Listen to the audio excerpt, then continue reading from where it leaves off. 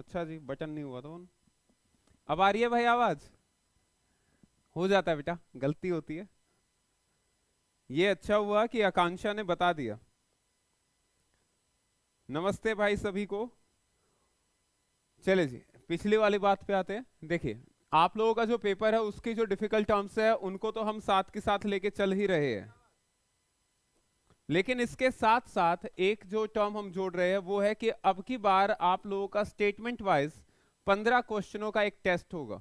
और ये 15 क्वेश्चन आपके एग्जामिनेशन में जिस हिसाब से क्वेश्चन बन के आ रहे हैं, सेम टू सेम उसी हिसाब के क्वेश्चन आपके सामने होंगे।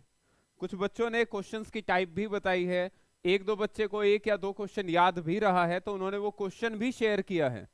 तो हम उन क्वेश्चन को भी इसमें पुट करेंगे और क्वेश्चन को पुट करके फिर आप लोगों के साथ उसको डिस्कशन में लेकर आएंगे। ओके जी, ऑल गुड है तो बढ़िया है भाई। आकांक्षा, चेक करना पड़ता है बेटा, थ्योरीज की कोई लिमिट नहीं है, ये अभी आप लोगों को पता चल जाएगा जैसे ही हम आज के टॉपिक को शुरू करेंगे। क्योंकि आज के टॉपिक के लिए बच्चों का पेपर था तो इतने ज्यादा टर्म्स उन्होंने भेजे नहीं है। क्योंकि जिन बच्चों का पेपर हो जाता है वो बच्चा थोड़ा सा ढीला पड़ जाता है, आलसी सा हो जाता है और वो फिर शेयर नहीं करता। जिस बच्चे को पता चलता है वो कोशिश करता है शेयर करे। तो जो टर्म्स आई थी पहले उनको मैं डिस्कशन में लेकर आ रहा हूं, उसके बाद आगे की बात करेंगे। अब जैसे सिंड्रोम के 4 से 5 क्वेश्चन आ रहे हैं ये बताया गया, तो करते हैं भाई शुरू। गुड इवनिंग सभी को। सबसे पहले बात करते हैं स्टैनले हॉल की। स्टैनले हॉल, दरअसल देखिए बोलते समय क्या होता है कि ये नाम लिख दिया जाता है कुछ इस तरीके से, स्टैनले हॉल, लेकिन ये हॉल है, स्टैनले हॉल इसका नाम है। तो स्टैनले हॉल के नाम से ही हम इसको कंटिन्यू करेंगे। और स्टैनले हॉल ने अपना एक कंसेप्ट दिया था अडोलेसेंस का, अडोलेसेंस थ्योरी इसने दी थी, जिसमें इसने बताया था कि अडोलेसेंस क्या होती है, थंडर एंड स्टॉर्म की एक स्टेज होती है। थंडर स्टॉर्म का मतलब है आंधी व तूफान। बच्चे के व्यवहार में आपको ये कॉमनली दिखाई देता है कि बच्चा किसी भी एक चीज के प्रति बहुत ज्यादा कई बार एग्रेसिव भी हो जाता है, तो इमोशंस पर कंट्रोल अच्छे ढंग से नहीं कर पाता और इमोशन एक डायरेक्शन में बहते चले जाते हैं। तो उन्हीं टर्म्स को इसने क्या किया था, एक नाम दे दिया गया था, stage of thunder and storm. Adolescence की एज की अगर हम बात करें तो अडोलेसेंस की एज आपकी 13 साल से लेकर 19 से 20 साल तक मैक्सिमम रहती है। जनरली 13 से 19 ही रहती है, 20 भी इंक्लूड नहीं होता है। इसके दो हिस्से बन जाते हैं, एक होता है 13 से 17 साल का जिसे बोला जाता है अर्ली अडोलेसेंस, एक होता है 17 से 19 जिसे बोला जाता है लेटर अडोलेसेंस। लेटर मतलब बाद की, अर्ली मतलब पहले की, यानी कि पूर्व किशोरावस्था और उत्तर किशोरावस्था, ये दो नाम इसमें आते हैं, तो इनको याद रखिएगा। आकांक्षा का कहना है कि सर याद नहीं रहता पूरी तरह से क्या क्या आया है, इसलिए होता है सर ऐसा, नए नए थ्योरिस्ट के नाम ऐसे ऐसे है, याद भी ना हो, कोई बात नहीं। देखिए ग्लेसरफेल्ड की थ्योरी एक है बेटा, जी जी विशा, ग्लेसरफेल्ड की है। पॉइंट पर आते हैं, याद ना आना एक अलग चीज है, लेकिन अगर आप थोड़ा सा भी टाइम दोगे तो भाई आप लोगों को चीजें रिकॉल होनी शुरू हो जाएगी। ये मैं पहले भी बताता रहा हूं, चीजों को समय दीजिए। अगर आप चीजों को समय देंगे तो जरूर है कि भाई आप लोगों को चीजें याद आएंगी। अब जैसे आकांक्षा ने अल्सर ग्लेसर बोला था, जीजी विशा ने उसको बहुत बेहतरीन ढंग से बता दिया, ग्लेसरफेल्ड, ग्लेसरफेल्ड की थ्योरी है एक, तो उसको भी ऐड कर लेंगे भाई। 720 पे करवा दीजिए भाई। देखो अभी तो मुझे पता नहीं है कि 720 पे कैसे होगी, हाँ अगली बार इसको जरूर करवा देंगे कि वीडियो की क्वालिटी 720 पे कैसे करें। तो फिलहाल इसको हटाते हैं और वापस आते हैं अपने टॉपिक के ऊपर। वीडियो की क्वालिटी अगली बार के लिए ध्यान में रख लेंगे भाई, 720 क्या 1080 भी होगा तो वो भी देख लेंगे। आते हैं, तो पहला पॉइंट तो इसका यही आया है कि भाई थंडर एंड स्टॉर्म का मीनिंग क्या है, तो वो यहाँ कवर होता है। एज अगर ग्रुप पूछा गया वो यहाँ कवर होता है। बाकी एडोलेसेंस की थ्योरी में कुछ ऐसी ज्यादा खास बातें इन्होंने नहीं की है। इसमें आप जो ऐड कर सकते हैं एडोलेसेंस के ही अंदर, एडोलेसेंस में एक पर्सन था एरिक एरिक्सन, इन्होंने ईगो आइडेंटिटी प्रॉब्लम इस स्टेज की एक कैरेक्टरिस्टिक बताई है, ईगो आइडेंटिटी प्रॉब्लम। दूसरा इन्होंने बताया है आइडेंटिटी प्रॉब्लम, और तीसरा इन्होंने बताया है फेक ऑडियंस। तो ये तीन टर्म और जुड़ जाती है एडोलेसेंस की एज में ही, किसके नाम से? एरिक्सन के नाम से। ईगो आइडेंटिटी प्रॉब्लम का मतलब है अहम विशिष्टता की समस्या। जब बच्चा अपने आप को बाकी बच्चों से अलग मानता है तो वो अहम विशिष्टता के अंतर्गत आता है, इसीलिए वो अपने आप को अलग दिखाने के लिए सबसे अलग तरह के ड्रेसेस को कैरी करता है, बोलने चलने का उसका तरीका भी अलग हो जाता है। तो वो आता है ईगो आइडेंटिटी प्रॉब्लम में। आइडेंटिटी प्रॉब्लम होता है पहचान का संकट। बच्चा जब इस चीज को लेकर क्लियर नहीं होता है कि फ्यूचर में उसे क्या करना है, यानी कि अपने कैरियर को लेकर श्योर नहीं है, तो पॉइंट उठकर आता है किसका? आइडेंटिटी प्रॉब्लम का। इसी को कई बार टीचर और पेरेंट्स की तरफ से भी एक पॉइंट रख दिया जाता है कि पेरेंट्स और टीचर बच्चे को सबसे ज्यादा कंफ्यूजन में लेकर आते हैं इस पॉइंट के लिए। वो बच्चे को कभी तो कंसिडर करते हैं कि वो अभी छोटा है, और कभी कंसिडर करते हैं कि वो अब बड़ा हो चुका है। तो आइडेंटिटी प्रॉब्लम को जो प्रमोट करते हैं उसमें रोल किनका आता है? टीचर का और पेरेंट्स का, ये याद रखिएगा। नेक्स्ट आते हैं फेक ऑडियंस, काल्पनिक श्रोता। जैसा हमने लिया था टर्म कि भाई अहम विशिष्टता की जब बात आती है और बच्चा सबसे बेहतरीन कपड़े या कुछ और पहनकर निकलता है बाहर, तो बच्चे को लगता है कि सबकी नजर उस पे है। तो वो जो दिमाग में एक इमेज वो बना के चल रहा है कि भाई सबकी नजर उस पे है, उसे कहा जाता है फेक ऑडियंस। उसे क्या कहते हैं? Fake audience. क्लियर? अरे जी विषय मैसअप मत करो भाई। यहां तक कोई डाउट है तो बोलिए, वरना इससे अगले पॉइंट पर आते हैं। हाँ जी, इससे अगले पॉइंट पर आते हैं, जल्दी से बताइए यहां तक कोई डाउट है तो। ये लीजिए अगला पॉइंट, इसी में हमें ऐड करना है। जीन प्याजे ने भी एडोलेसेंस के बारे में एक टर्म दिया है जिसे हम नाम देते हैं एडोलेसेंट इगोसेंटरिज्म। जीन प्याजे के क्वेश्चन पेपर में आ रहे हैं भाई, तो थोड़ा सा ध्यान रखिएगा। किशोरावस्था अहम केंद्रिता, किशोरावस्था अहम केंद्रिता। जीन प्याजे ने जो 4 स्टेज दिए हैं उसमें से ये 4th स्टेज में पाया जाता है। 4th यानी कि फॉर्मल ऑपरेशनल। तो 4th स्टेज में आपको ये दिखाई देगी कौन सी कैरेक्टरिस्टिक? एडोलेसेंट इगोसेंटरिज्म। एडोलेसेंट इगोसेंटरिज्म टर्म जो होती है, हेलो अमित, ओके बेटा, हाँ ये बिल्कुल, बट जो टर्म गिवन है बेटा वो एरिक्सन के थ्रू भी गिवन है, और एग्जामिनेशन में एरिक्सन के नाम से आ जाती है। वापस आते हैं इसी पे।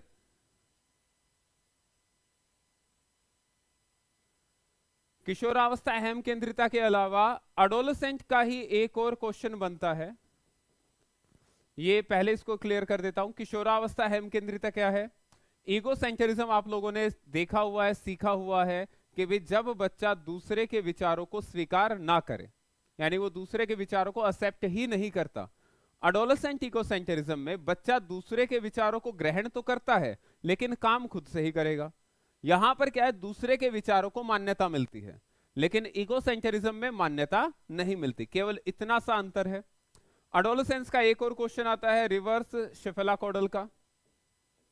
तो भाई ये कुछ टर्म है जो ऐड कर लीजिएगा। रिवर्स शेफेलाकोडल का मतलब है शेफेलाकोडल में बच्चे का जो विकास होता है वो सिर से पैर की तरफ चलता है। वो विकास का मतलब है कि जो स्ट्रेंथन है या जो कंट्रोल है या जो मजबूती है वो सिर से लेकर पैर की तरफ बढ़ती हुई जाती है। किसमें? शेफेलाकोडल में। रिवर्स में क्या होगा? उल्टा हो जाएगा। बच्चे की मजबूती जब एडोलेसेंट में बच्चा आता है तो उसके पैरों की जो मांसपेशियां वो और ज्यादा बेहतरीन ढंग से या और ज्यादा बेहतर बनना शुरू होती है। तो शुरुआती चेंज आपको दिखाई कहां देंगे? पैरों में। तो पैरों की तरफ से जब ऊपर की तरफ जा रहा है तो इसे कहा जाता है रिवर्स शेफेलाकोडल। तो ये एक टर्म और है जो एग्जामिनेशन में पूछी जा सकती है। कोई डाउट है इसमें तो बताइए।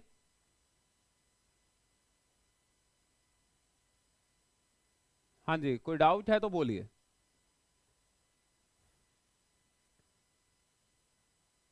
मैच्योरिटी स्प्राउट होती है ना, और गर्ल्स की 12 से 14 साल में। भाई ये मैच्योरिटी स्प्राउट नहीं, ये एक टर्म आता है आप लोगों का जिसे बोला जाता है प्यूबर्टी। प्यूबर्टी आपको लेकर चलती है किस तरफ से? मैच्योरिटी की तरफ, या हम कह सकते हैं कि एक जो अडल्टहुड का एक छोटा रूप आपको दिखाई देना शुरू हो जाता है। प्यूबर्टी में गर्ल एंड बॉय दोनों अपनी अपीयरेंस प्राप्त कर लेते हैं, और गर्ल्स की ये पहले आ जाती है as compare to boys. Girls की आ जाती है 11 से 13 साल में, बॉयज की आ जाती है 12 से 14 साल में। क्लियर? चलिए जी आगे आते हैं। वेनर थ्योरी, ये एक बच्चे ने बताया था कि वेनर के बारे में कोई क्वेश्चन आया हुआ है। तो वेनर की थ्योरी जो है वो मोटिवेशन में भी है और वेनर की थ्योरी इंटेलिजेंस में भी है। तो सोच के देखिए, एक ही पर्सन की थ्योरी है जो दो जगह इस्तेमाल होती है। तो बिल्कुल होगा जी विशा जी। जितेंद्र कुमार जी राधे राधे। पॉइंट पर आते हैं। वेनर ने एक थ्योरी दिया जिसे बोला जाता है एट्रीब्यूशन थ्योरी ऑफ मोटिवेशन, यानी कि अभिप्रेरणा का आरोपण सिद्धांत। हिंदी में शब्द क्या है? आरोपण सिद्धांत। ये एक ऐसा सिद्धांत है जो आप अपनी जिंदगी में जनरली महसूस भी करते हैं, खुद भी अप्लाई करते हैं और दूसरों को भी इसमें शामिल होते हुए पाते हैं। भाई कभी भी आप लोगों से कोई गलती अगर हो जाती है, मान लीजिए दो बच्चों का झगड़ा हुआ, एक क्लासरूम सिचुएशन ही मैं लेके चल देता हूं। दो बच्चों का झगड़ा होता है, ये है ए, ये है बी। बी जब बात रखेगा कि झगड़ा कैसे शुरू हुआ और किस तरीके से गलती किसकी है, तो बी जब बताएगा तो वो किसकी गलती बताएगा? अपनी बताएगा या किसी दूसरे की? ओके रिंकी जी, कैसा रहा बेटा वो और बताना। बी जब अगर बातों को बताएगा तो वो गलती किसकी बताएगा? ए की। ये जो गलती बताना होता है, यानी कि अपनी गलतियों को तो दबा लिया और दूसरे की गलतियों को सामने रखा। आप अपने आप को प्रेजेंट किस फॉर्म में करते हैं? आप बेहतर है, आपकी गलती नहीं है, इस तरीके से प्रेजेंट करेगा बी। और जब ए की बारी आएगी तो ए भी ऐसे ही प्रेजेंट करेगा। इसी को नाम दिया जाता है किस चीज का? एट्रीब्यूशन थ्योरी का। Attribution theory. गलती आपसे होती है लेकिन आप क्या करते हैं? उस गलती को स्वीकार नहीं करते। जो पर्सन गलती को स्वीकार कर लेता है वो आगे और बेहतर ढंग से चीजों को कंप्लीट कर पाता है। ये थ्योरी इस बात को भी बताती है। जैसे वाइनर थ्योरी में अगर हम बात करें, एट्रीब्यूशन थ्योरी में, the process of determining weather a behaviour is situationally caused और डिस्पोजिशनली कॉज्ड। ये एट्रीब्यूशन थ्योरी में हम कॉमनली आइडेंटिफाई करते हैं। सिचुएशनली कॉज्ड का मतलब है कि कॉज्ड बाय एक्सटर्नल फैक्टर। बच्चा बताएगा कि गलती दूसरे की है, उस बच्चे ने मुझे परेशान किया इसलिए मुझे उसे मारना पड़ा। तो ये किस तरह का होता है? Situationally caused behaviour. दूसरा होता है डिस्पोजिशनली, यानी कि स्वाभाविक जो होता है। बच्चा कहता है भाई मुझे गुस्सा आया था इसलिए मैंने मारा। तो बच्चा अब क्या बता रहा है? अपनी इंटरनल कैरेक्टरिस्टिक के बेसिस पर अपने बिहेवियर को डिफाइन कर रहा है। तो दो तरीके से हम अपने बिहेवियर को डिसाइड करते हैं। एक क्या होता है? सिचुएशनली कॉज्ड, और दूसरा क्या होता है? डिस्पोजिशनली कॉज्ड। तो एट्रीब्यूशन थ्योरी में ये दो बातें सबसे मेन बताई गई है, दोनों का ध्यान रखिएगा। पेपर में मैक्सिमम पूछा जा सकता है सिचुएशनली कॉज्ड और डिस्पोजिशनली कॉज्ड। क्लियर?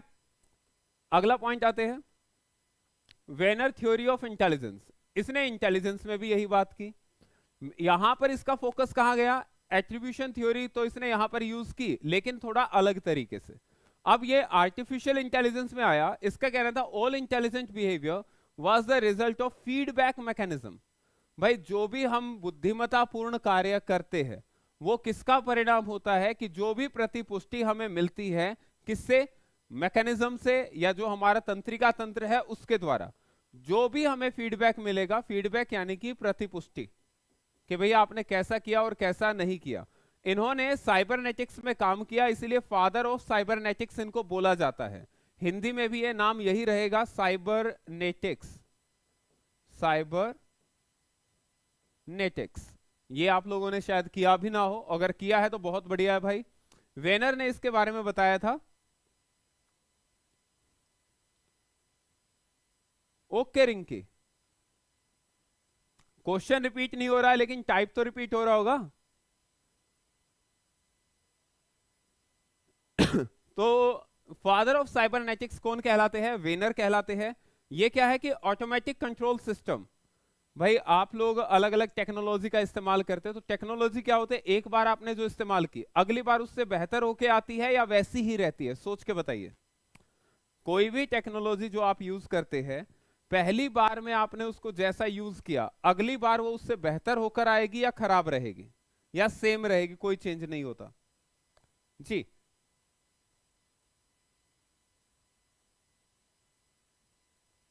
एयर कहां से आ गया भाई? हाँ रिंकी गौतम, एयर कहां से ले आए?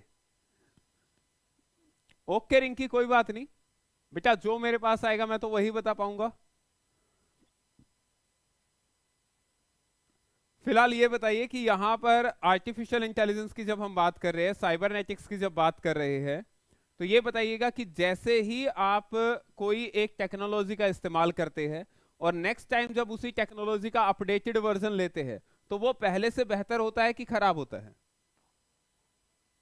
बेहतर होकर आएगी। वो बेहतर होकर आना किसका किसका रिजल्ट होता है? फीडबैक मैकेनिज्म का। आप लोगों से कभी भी कंपनी क्या करती है, अपना कोई भी प्रोडक्ट देती है तो फीडबैक लेते हैं कि भाई कमियां क्या क्या है। कमियों का जैसे जैसे पता चलता है, इंटेलिजेंट बिहेवियर उस चीज का उतना बेहतर बनता चला जाता है। इसीलिए साइबरनेटिक्स में इन्होंने इसको इस्तेमाल किया था। और आप लोग आजकल देखते हैं जो ऑटोमेटिक कंट्रोल सिस्टम आ रहे हैं, वो इसी का परिणाम है। कोई बात नहीं Rinki. Study of control of any system by using technology. आप किसी भी सिस्टम को अगर तकनीक के माध्यम से कंट्रोल कर रहे हैं तो वो क्या कहलाता है? साइबरनेटिक्स। और इसमें जो तकनीक के माध्यम से आप कंट्रोल करते हैं वो टाइम टू टाइम बेहतर होता जाएगा। उसका कारण क्या होता है? वेनर थ्योरी ऑफ इंटेलिजेंस, जो बताती है कि फीडबैक मैकेनिज्म आपकी इंटेलिजेंस को बेहतरीन बनाते हुए चलता है। अगर स्कूल में भी आप इसको अप्लाई करना चाहते हैं तो बच्चों को फीडबैक जरूर दीजिए। आप जितना फीडबैक देंगे, बच्चा पहले के मुकाबले और बेहतर होकर आपके सामने आएगा। कोई डाउट इसमें? यह है हमारी वेनर थ्योरी ऑफ इंटेलिजेंस। हाँ जी जी विशा, बिल्कुल करेगा भाई मदद।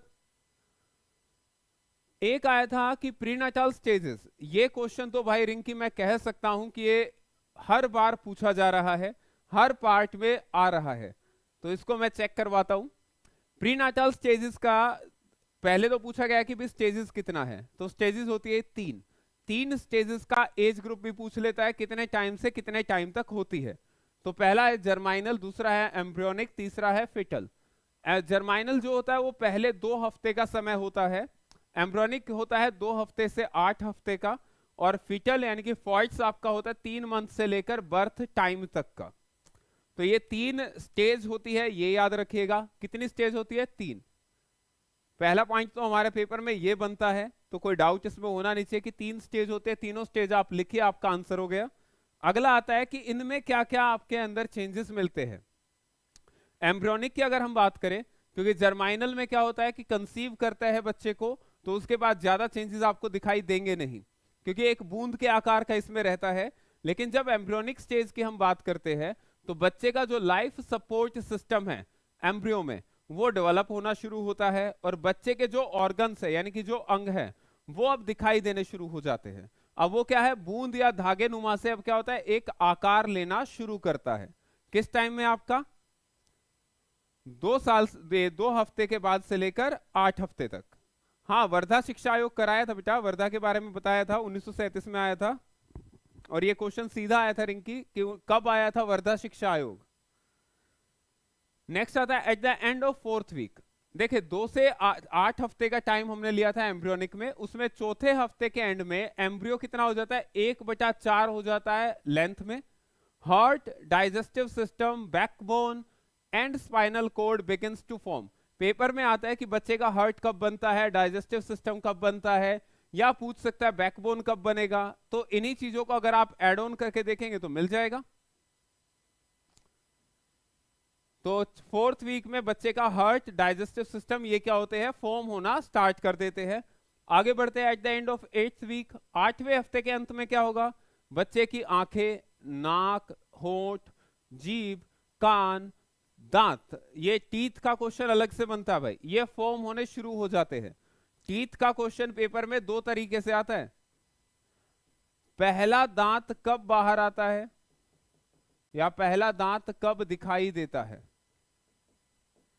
अगर क्वेश्चन है ये कब दिखाई देता है तो ये तो आता है 6th मंथ में। लेकिन अगर आता है कि दांत कब बनते हैं, दांत कब बनते हैं, तो भाई बनते हैं शब्द अगर आएगा तो वो आपका जाता है प्री नाटाल स्टेज में, तो डायरेक्ट इसमें डालिएगा। हाँ रिंकी, ये सारे क्वेश्चन बेटा सेंड कर दो मेरे पास, आसानी हो जाएगी मेरे को भी। तो दांत भी बनने शुरू हो जाते कब? 8वें हफ्ते के समय से ही। जैसे जैसे आपकी बोन्स तैयार होनी शुरू होती है, दांत भी तैयार होने शुरू हो जाते हैं, केवल दिखाई नहीं देते। दिखाई कब देते हैं? वर्ड पर फोकस कीजिएगा। दिखाई देंगे 6ठे महीने में। 6ठे महीने में पहला दांत दिखाई देता है। नेक्स्ट आता है फीटल पीरियड। फीटल पीरियड आपका कराया था कि भी 8वें हफ्ते के बाद से, यानी कि 3रे महीने से लेकर बर्थ टाइम तक। इसमें बच्चा अपनी आर्म्स को मूव करता है, लेग्स को मूव करता है, अपने माउथ को खोलता है, बंद करता है। Genitals can be identified as male और फीमेल। जो भी बच्चा माता के गर्भ में है, अब उसके सेक्स को आइडेंटिफाई किया जा सकता है। कब?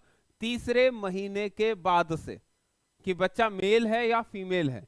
ये पॉसिबल है, लेकिन आजकल ये इलीगल है कि अगर आप ऐसा काम करवाते हैं तो ये क्राइम माना जाता है। Mother felt movement of arm and feet. बच्चा जो अपने हाथ पैर हिलाता है, मदर अब उसकी मूवमेंट को फील कर सकती है। मदर फील कर सकते हैं, वर्ड पर ध्यान देना। नेक्स्ट आता है 6ठा महीना।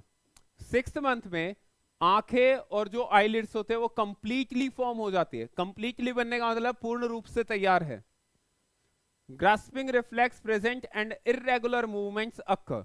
बच्चे का जो ग्रास्पिंग है, ग्रास्पिंग का मतलब होता है पकड़ना, यानी कि मुट्ठी बंद करना है, ये बच्चा करना शुरू कर देता है। तो ग्रास्पिंग रिफ्लेक्स क्या होता है? प्रेजेंट, यानी कि दिखाई देना शुरू कर देता है।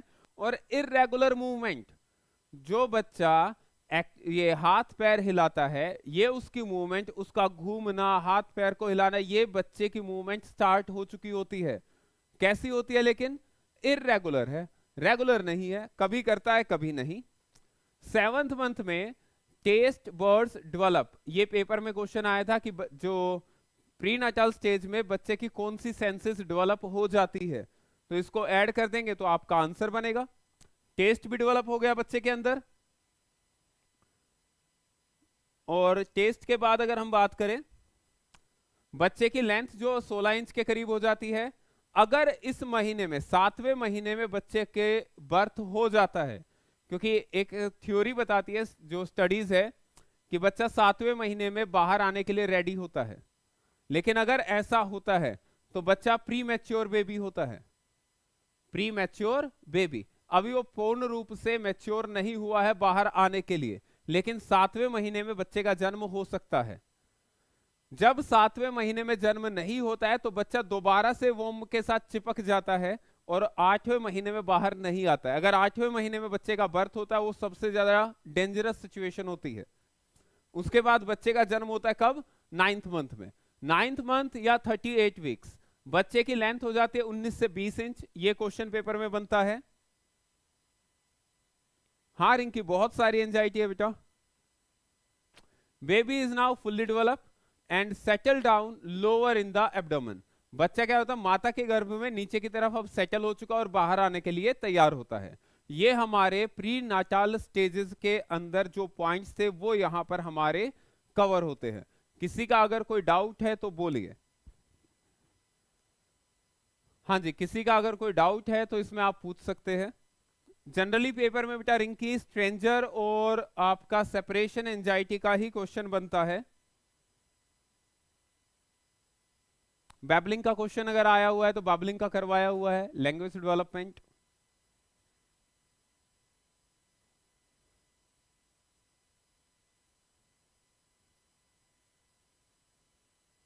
ओके गौरव, अरे वाह बेटा, कैसा रहा पेपर ये बताओ गौरव। पहले बताइए गौरव, कैसा रहा है पेपर? ओके रश्मि, क्लियर है, बहुत अच्छी बात है। अब ये बच्चा जल्दी से बता दे कि भी पेपर कैसा हुआ गौरव।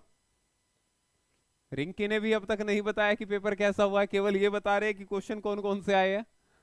एग्जामिनेशन कैसा हुआ है वो बताइए। क्योंकि देखिए ये जरूरी नहीं होता कि भाई आप 100% करके आए, बात होती है कि आपने अपना 100% दिया या नहीं। आपको ये गम नहीं होना चाहिए, ये सोच आपके अंदर नहीं आनी चाहिए कि मैं शायद और मेहनत कर सकती थी या कर सकता था। अपना 100% दीजिए, जो भी रिजल्ट आएगा वो आपके लिए सबसे बेहतरीन होगा। क्लियर है पॉइंट? क्योंकि बेटा याद रखना, जो भी होगा अच्छा ही होगा, जो भी होगा अच्छा ही होगा, ये बात याद रख लीजिए।